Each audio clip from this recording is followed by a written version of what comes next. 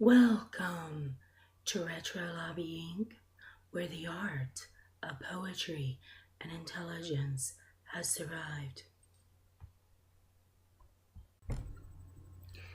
Hello, everyone, and welcome back to Retro Lobby Inc. Today, I'm going to do a quote of the extraordinary for you, and it's called Mythos Clash. But I wanted to give you the backstory on the Mythos Clash. And before we get started today, I want all of you to have an open mind because I know there's some people whose third eye right here is still not open. As many of you know, I listen to Coast to Coast AM and Exopolitics TV, and it discusses many different things, but it discusses like pseudoscience and physics, all that different kind of stuff. But it also discusses aliens, hybrid creatures, and it also discusses chimeras. Now, chimera in the ancient times meant like different creatures mixed together to make a monster. Okay, chimera does not always mean that, but for this video, if you want to choose to use the word chimera, that's fine with me. Now, I've always said that the myths of the old were real. And excuse me, I'm getting over bronchitis. I just took some medication. What's interesting though is I had quite an extraordinary thought a couple weeks ago where I thought that perhaps human beings were the minority and we are not the majority of different species that look like humans that are on this planet. I did ask someone that I knew very well. I asked someone that I thought would have an opinion on it, that would have some sort of sense of this question, of course. And all he could really tell me was that the human form in the Milky Way is like the template. Well, and that being said, just because a person looks human does not mean they are.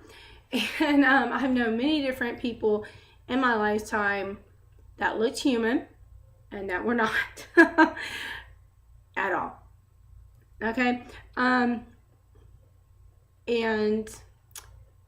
I think that once your third eye is open and you're accustomed to seeing all these different factions of what reality really is, well, I think at first I was completely shocked, but then I got used to it. That being said, that is exactly what we're going to discuss in this quote. We're going to discuss one of my friends who passed away that was indeed a hybrid. Now, I'm not going to give you his name. He was really popular for some of you who know me very well. You'll know who it is. But I'm going to tell you the whole story of Mythos Clash because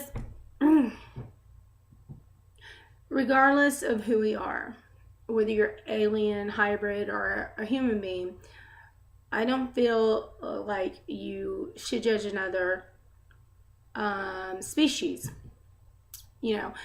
on what their identification is. Okay. Now, have I been accused of not being human? Absolutely. By several people lately. And seems to come up more and more. As far as I know, I'm human. So anyway, I posted the thought I had on Facebook about human beings being the minority just to see what everybody else thought. And oddly enough, everyone started clicking the like button and agreeing with me. And this was on my page on Facebook, One Big Commercial. So human beings may be the minority here. I don't know, but it's worth thinking about. It's worth considering. And as I live my life and meet more and more hybrids that are not completely human, which means, you know, they could be like half human, half animal, and yes, they can shapeshift. Or they could look human and still be alien, or, you know, they could look like an alien, you know. And yes, vampires and werewolves are real. And I'm not talking about the dumbass people who go around putting things in their, you know, fake fangs in their teeth and shit like that. I'm not talking about that, okay? That's a bunch of hooey. I'm talking about real vampires. They do exist. Real werewolves exist. And a matter of fact, there is a page where you can report werewolf sightings. And it's I think it's the Bray Road Werewolf or something like that.com. Look it up, Bray Wolf Werewolf. So, that being said, let's talk about Mythos clash. Now, I had known a few hybrids before I met this particular person, and he would send me his poetry, and of course he wrote dark poetry compared to me, but occasionally he would send me a poem, and it would really make me question whether or not he was human. And this particular night, he had sent me a poem about wolves, and it was a strange poem about wolves. It wasn't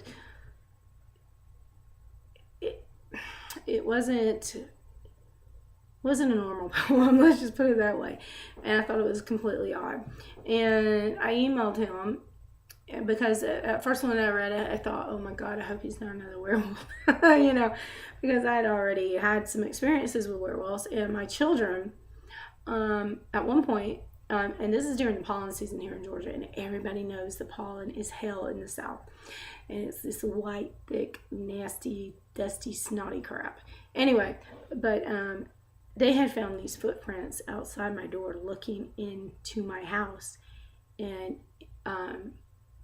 there were werewolf prints, and they were really large, and I was like, oh my God. And the reason why I know it was a werewolf, because I had told the son of a bitch, because I heard him walking on my roof, and I told him to get the hell off my roof, and he did. He jumped right across to a tree, went straight down, and I went outside the next day after my children had found, you know, those footprints, and were screaming bloody murder. So I hear my children screaming, and I'm like, Mom, Mom, Mom, and I run, and I'm like, what? And they're like, werewolf prints. And it's like they immediately knew, you know. I was like, oh shit, because I had heard someone several nights walking on our roof, you know, and I was just like, Jesus. And so I went around the house to look to look at this tree, you know, and it was a massive pine tree, to see if, like, you know, a human being could do it. And it was too far away from the house. I mean, if I was on the roof and I had decided, oh, I'm going to jump off the roof, I couldn't have made it. And I don't even think, like, someone who was fit could have made it, unless they had had, like, a grappling hook or something. So that being said, I was, like, really hoping, like, my new friend was not a werewolf. And so I had sent him, nothing against werewolves, but hey, when you're, like, on my house, that's not cool, okay? But anyway, I wrote him this email, and I said, you should watch out for those wolves, because they can be a bit dangerous. And he almost instantly wrote me back, like he was waiting for me to email him. And he said, I don't have to worry about those wolves. I'm a panther. And I went, oh shit. And I thought, seriously? And then I thought, immediately I thought about the cat people, you know, the 80s film. I thought about that, about the movie my mom wouldn't let me watch. And I just thought, okay, apparently I need to do some research. And I kind of took it as a grain of salt. You know, I really wasn't expecting to find out what I found out. So I started researching werecats and the cat people. And there is an episode in the original Twilight series from like the 1960s of a cat woman in one of the series. And so I researched where his family was originally from. And of course, they were from the Middle East. And of course, that's where these particular werecats were from. And I was just like, oh my God. I was shocked, and I thought, well, okay, as long as he doesn't eat me, I'm fine with it. What am I going to say about that, right? You know, and so he kept sending me poems, and I kept sending him poems, and we got to be really good friends. And we never really talked about it. It was never an issue. It was never something we discussed in length, although I do know at times he was kind of luring women in, and I would kind of, get on to him a bit because, I knew he wasn't, human. And I kind of felt sorry for these women because they were being lured in by, a creature that, had the advantage, obviously. And I would always warn whoever it was, and oh my God, he'd get so pissed at me. He would say, no, Karen, don't go around telling people things like that. Like a slap on the wrist or something. I was like, well, okay, but I'm just saying, you are what you are. But anyway, he sent me this very, very beautiful poem one time, and he was sending out his poetry to everybody, not just me. But I had this friend. Well, he's not really a friend. He's more of a confidant. He's more than a friend. But anyway, he would always say, Karen, he's in love with you, and I always said, no, he's not. Because if he was, he would tell me. And he always said, that's not true, Karen. And I was like, look, he's just a friend, knock it off. But anyway, he sent me this one really beautiful poem, and occasionally he would do that. And I thought, okay, I just wrote this quote. So extraordinary, that's pretty equal to what he wrote. So I'm going to send it to him, and I sent it to him. And that started a whole giant storm. And apparently, I guess he had forgotten. Either he had forgotten that he told me he was a panther, or, wear cap. Or he didn't forget, but he was waiting on me to tell him what I am. And but this particular night, he said, can you guess what I am? Under my quote. And I said, you're a panther. And I said, can you guess what I am? And I said, he said, what? Like, it was like this big, event he was waiting for. And I said, I'm a witch. And he's, I think his face just fell to the floor when I said that.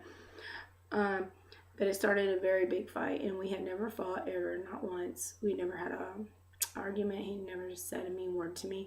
If I needed something, it was done, So he really, really laid into me about this one. Oh, this hair, I gotta get this hair cut. I mean, this hair is massive. Anyway, but he really laid into me, and we had this horrible, horrible argument. Like, I was like Luke Skywalker, and he was Darth Vader, and we were battling out till the end. And he said, witches are despicable, and they're horrible creatures, and this and that, and blah, blah, blah, blah, blah. And he said, I've defeated some of the most evil witches. And I was like, oh my God, I'm not evil. And I said, we practice healing and meditation. We don't, do what you're saying. We do. Apparently, and I suppose, some of the witches he had ran into, had been doing things of that nature. And I do know there are some very black witches out in that area in the Middle East and on into Pakistan and India. And they do, they do deal with very, very dark magic. But, that's, it's the same whatever religion you are. There's always a good and bad side. So I I told him, I said, I said, I have never put a spell on you, and nor would I, because I don't need to. And technically, witches use cats as familiars. I don't have a cat. I just mostly meditate and burn incense, things of that nature. But technically, I suppose technically I could have made him a familiar. But I told him, I said, I've never put a spell on you or anything of that nature. And then I told him why I became a witch. And I'm going to tell all of you why I became a witch. And my life absolutely depended on it. So, my ex, which is Brianna's dad, he used to beat the hell out of me. And he broke this wrist twice. He broke my back. He cracked my skull. He would push me across a room, literally. And I would fall on the floor. All this crazy bad stuff. Anyway, but I would call the police. I would pray to God and Jesus. And nothing ever got taken care of, ever. And so, I remember one time when we first met, and when we first met, he's a very charming, nice person. Do anything for you. But then his ex from Pakistan, who was a black witch, found out that I was pregnant and I was going to have his child. And she went crazy and put a curse on him. Now, a curse depends on two things. It depends on what the person believes, and it depends on the intention, really.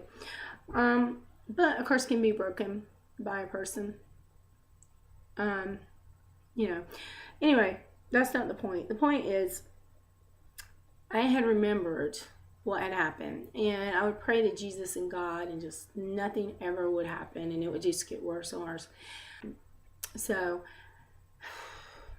I sent a message to the universe. I said, universe, God and Jesus doesn't exist. That's fine. But I need your help. Because if I don't have your help, I'm going to die. And I have to be here to raise my children. So I said, you send me anything to take care of this problem. You give me the power to take care of this problem so I don't die. And just help me. That's all I ask. And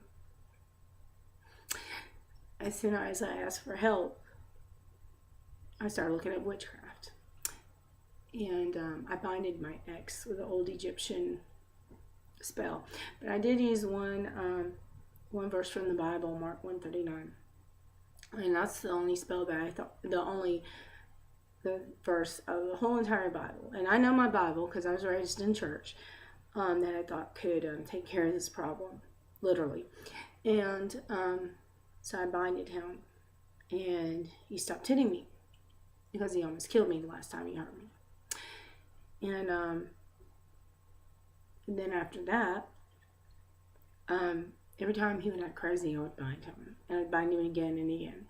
So it's been about 7 years since he's done anything to me, but he's been paying his dues because it was either put him in prison or make him pay for everything I need. And so that's what I did. You can judge me if you like. I really don't give a damn. But I am alive to this day because of witchcraft. And because I trusted in the goddess in the universe, Mother Earth, to take care of me and my children. Anyway, I had told my friend this, and he was still acting crazy. And he had went from being my wonderful friend that I never had a fight with to doing a 360 and being someone I did not recognize. So at the end of this whole horrible conversation that had me in tears, and I mean tears, because this was a good friend of mine, I loved him very much. At the end of this whole thing, he says, Karen, you're not a witch. You're a fairy. I mean, really? Do I look like a fucking fairy? I don't have white lights coming out of my hands like Suki on True Blood. I don't. So anyway, I just let the conversation go because it was early in the morning and I thought, well, I'm going to think about this. I'm going to try to calm down and go to bed. And I'm just going to think about this. And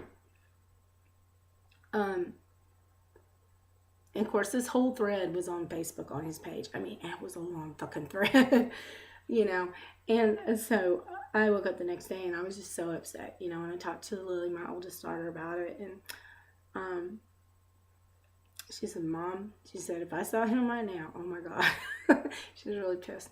And I just felt like all the things that he had said to me after he'd known me for so many years was not only despicable and downgrading me, but was also downgrading my children. Because you know what? My children wear crystal quartz for protection. Okay? We used to wear crosses, and we've had all kinds of crazy madness happen to us. And every time, and we keep these crystal quartzes on, and guess what? We're protected. Nothing crazy hardly happens to us anymore. I'm not beat up and broken anymore. So, and I'm not, walking around with tons of bruises all over my body. So, after that, I said goodbye to him. I felt like it was just over in time, and done with. So occasionally I would see him on poetry groups, and we just didn't cross the line with each other anymore. Eventually, his friend on Facebook emailed me and said he had to talk to me. I was like, oh my God, about what? And I was like, why can't you just email me? Why you want to Skype? Because, this is the thing. I usually wake up in the evening, and I have strange hours, and I usually wake up in the evening, and I don't want to talk to anybody really. So he got bothering me. He's like, oh my God, just tell me whatever it is. Email me and tell me. So anyway, it was October 29th. And we had to rush and go get the girls' costumes. Oh my God. So it was a full moon. I said, we have to hurry because I want to do a video. It's a full moon. And, and all of a sudden we had got our costumes and everything. And then we were driving through the Arby's real quick to get some sandwiches. And all of a sudden I hear Mom. I was like, what? And Lily says, Mom, there's a werecat outside my window. And I was like, well, is it in spirit form or physical form? And she says, Mom, I think it's in spirit form. And I said, well, okay, just say love, light, and blessings to it, and it'll go away. And at that time, I had forgot about my friend, the werecat. Totally forgot about it. And it just wasn't something that was on my mind anymore. And then a couple days later, I get an email. And of course, it's his friend. He wants to talk to me again. And I said, okay, just tell me what it is. And he said that, my friend had passed away and he had died. And, I was completely in shock. I wasn't expecting that at all, to receive such news. And I never had a friend pass away. Not once, not ever. And I was just in shock. And Lily, I told Lily, and she says, oh my God, that's who the werecat is. And I was like, yeah, apparently. And so I said, we need to go to the witch shop. We need to go get a candle and cross him over. Because I knew he'd have a hard time crossing over.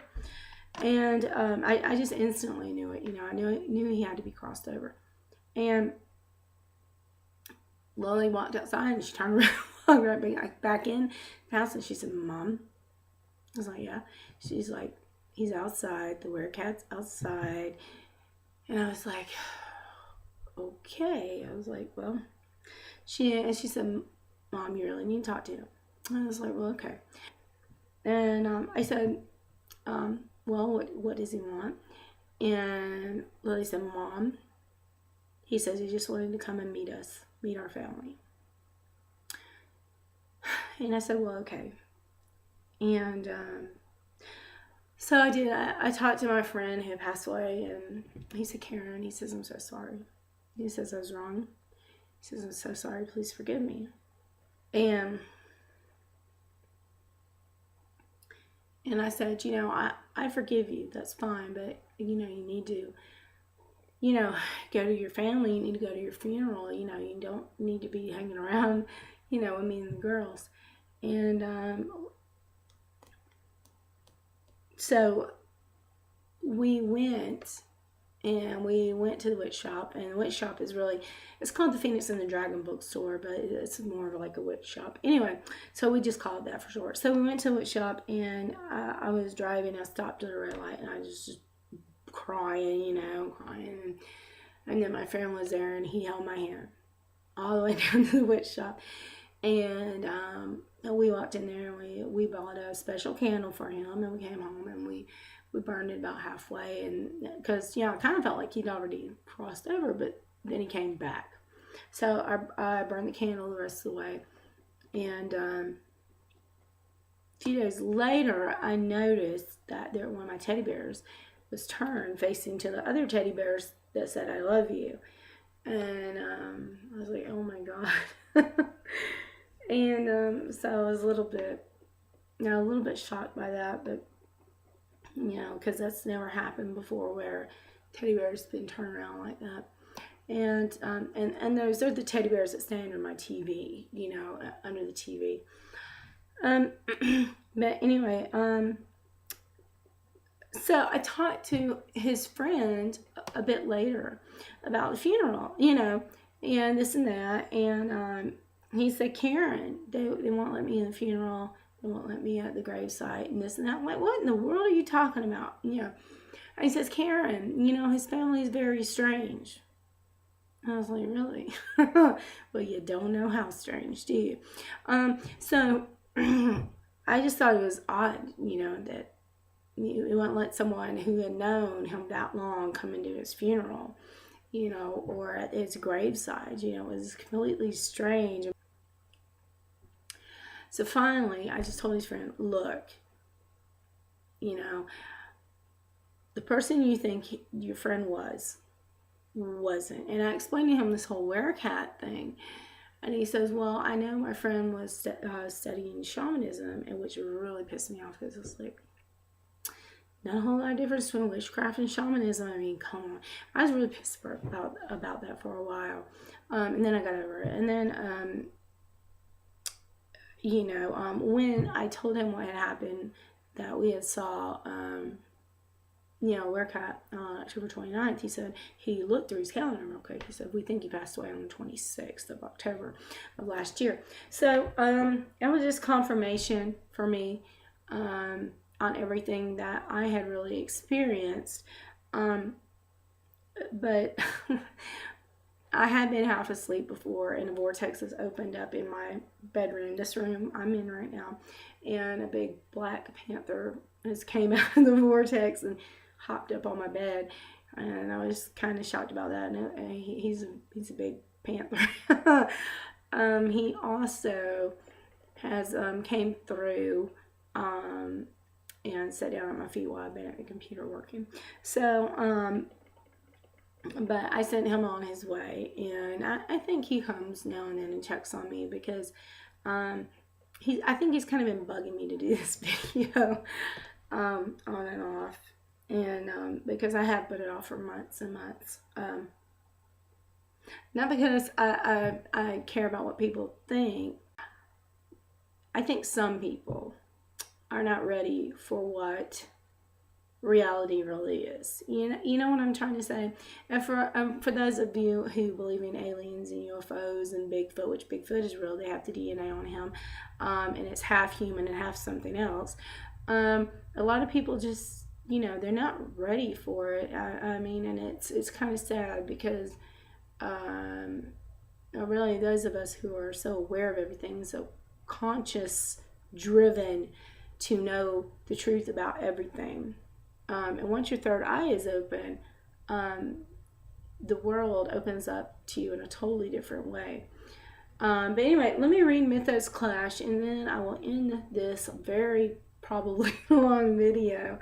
Let me read this quote real quick, and it's let's see, quote of the extraordinary, the Mythos Clash. Okay, here it is. A clash in Mythos was the day I said goodbye to you, the only choice I could decree defending the absoluteness of your staggering apartheid. And I wrote that on 11/7/12 at 3:29 in the morning, and I had really felt like, I had really been judged by my friend for no reason, really. And it really hurt. I mean, it really hurt me so bad. And I missed him so much for months. And it broke my heart. But the bottom line is, no matter what someone has chosen as an identity, whether they are alien, hybrid, or a chimera for that matter, or just another human being. Whatever identity they have chosen does not give another person the right to judge them. And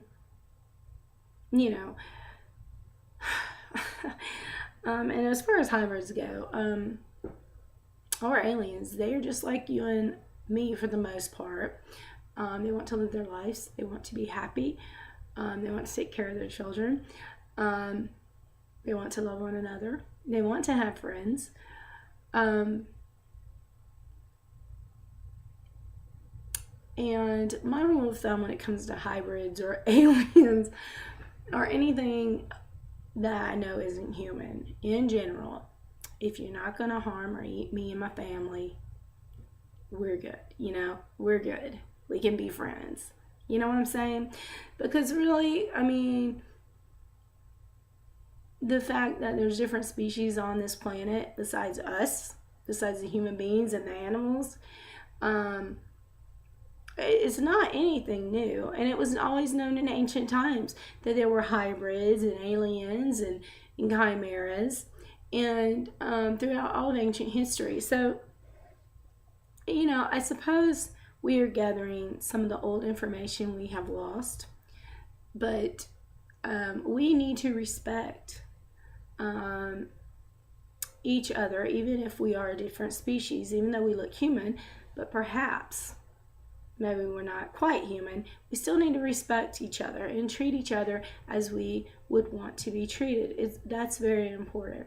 So anyway, I hope all of you enjoyed this video. I know it's a long video. I know it's a long explanation and a long story. But there are other friends that I have that are not quite human. And they are very nice to me. And they always treat me with kindness and respect.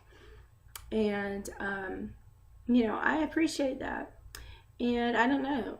I've been told for the second time this year that I'm not quite human. So I don't know. Maybe I'm not. I don't know. I've never checked my DNA. It doesn't matter.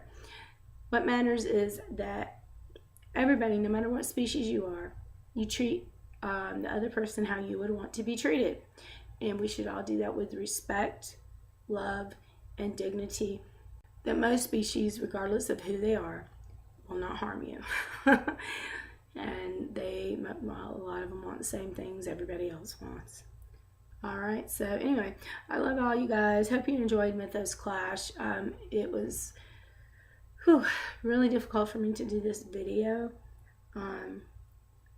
because it touched a lot of nerves in my life that I don't like exposing. So anyway, I love you all. Blessings to you all. And before I forget, there is a way you can open your third eye. There is Google frequency for third eye activation. Okay. There's several. One of them, the best one, is by Audio Entertainment that I found. And my third eye has been open for years, but I sent it to a friend of mine, right? Because his third eye wasn't open, and he started remembering his dreams and all this kind of stuff. And I listened to it, just like about 15 minutes of it, just to see, what it would do. And it was almost like I could see energy in my hands. I know that's bizarre, but if you listen to quantum physics or study it, you will understand what I'm talking about. I love you all. Bye.